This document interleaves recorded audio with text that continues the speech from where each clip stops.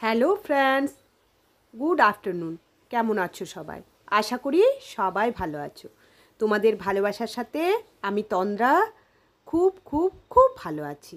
আজ চলে এলাম তোমাদের কাছে একটু গল্প করব এবং একটা সুন্দর ভিডিওর সাথে।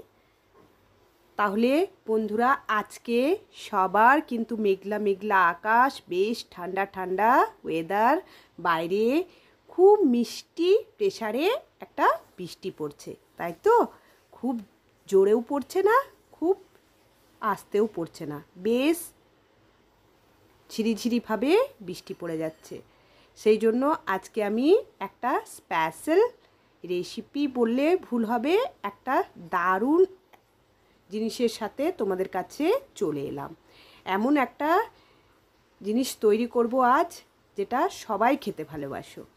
এটা কিন্তু মোটেও ইডলি না। আমি এখানে নিয়েছি সুজি এবং তার সঙ্গে নিয়েছি বেসন। সুজি এবং বেসনটাকে আমি প্রায় 1 ঘন্টা আগে জল দিয়ে ভিজিয়ে রেখে নিয়েছিলাম। দেখো, এটা ফুলে আমার সুন্দর হয়ে গেছে। তার সঙ্গে দিয়ে দিলাম আমি ইনো। এবারে এখানে নিয়ে নিলাম একটা ইডলি স্ট্যান্ড। এটাকে ভালোভাবে তেল ব্রাশ করে নিলাম। প্রত্যেকটি খাপে ভালোভাবে তেল ব্রাশ করে নিয়েছি। এবারে এগুলোতে আমি দিয়ে দেব ব্যাটারটা।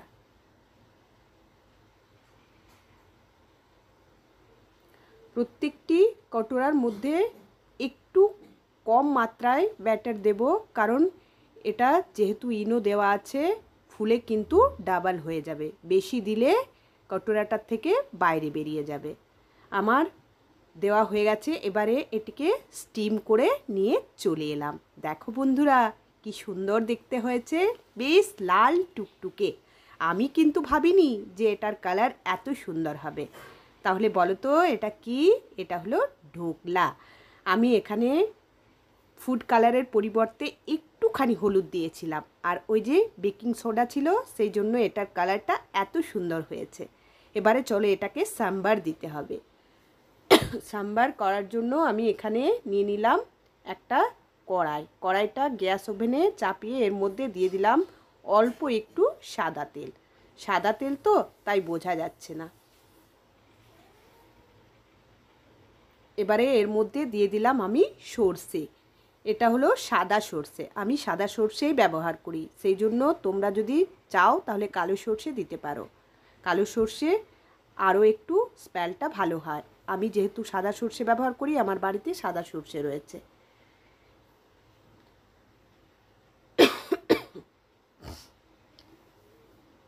এবারে এর মধ্যে দিয়ে দিলাম ক্যারি পাতা। ক্যারি পাতা কিন্তু লাগবেই, ক্যারি পাতা ছাড়া এটা কিন্তু একদম টেস্টি হবে না।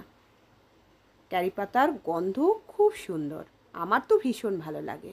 এবারে এটিকে একটু ফ্রাই হতে দেব। ক্যারি পাতা দেওয়ার সময় কিন্তু একটু সামান্য দূরে থেকে দেবে, কারণ এটা ভীষণ ফোটে। আমার ক্যারি পাতাটা প্রায় হালকা ফ্রাই হয়ে গেছে। এবারে এর মধ্যে দিয়ে দিলাম আমি 4টে কাঁচা লঙ্কা মাঝে চিড়ে। তোমরা চাইলে বেশিও দিতে পারো, আমার যেহেতু বাচ্চারা খাবে তাই আমি একটু দিলাম। এবারে এটিকে ভালোভাবে আমি ফ্রাই করে নেব। দারুণ গন্ধ বেরিয়েছে, সর্ষে আর ক্যারি পাতার একটা দারুণ গন্ধ।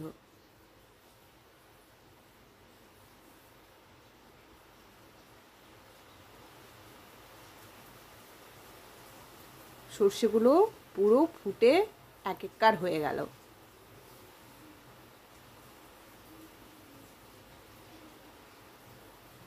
আমার এটা তৈরি হয়ে গেছে। এবারে এর মধ্যে আমি দিয়ে দিলাম কি বলো তো, তেঁতুল জল। তেঁতুল জল দিলে কিন্তু এটার টেস্ট আরও বেড়ে যায়। যদিও তোমরা বাড়িতে লেবু থাকলে লেবু দিতে পারো, কিন্তু তেঁতুল জল দিলে কিন্তু এটা আরও টেস্টি হয়। এরপর এর মধ্যে দিয়ে দিলাম আমি প্রায় 4 চামচ, বড় চামচ আন্দাজ চিনি। তোমরা কিন্তু চিনিটা আবারও বেশি অ্যাড করতে পারো। এর সঙ্গে সঙ্গে দিয়ে দিলাম আমি পরিমাণ মতো নুন। আহা, কি সুন্দর দেখতে হয়েছে। এবারে এর মধ্যে আমি একটু একটু করে আমার তৈরি করা সাম্বারটা দিয়ে দেব।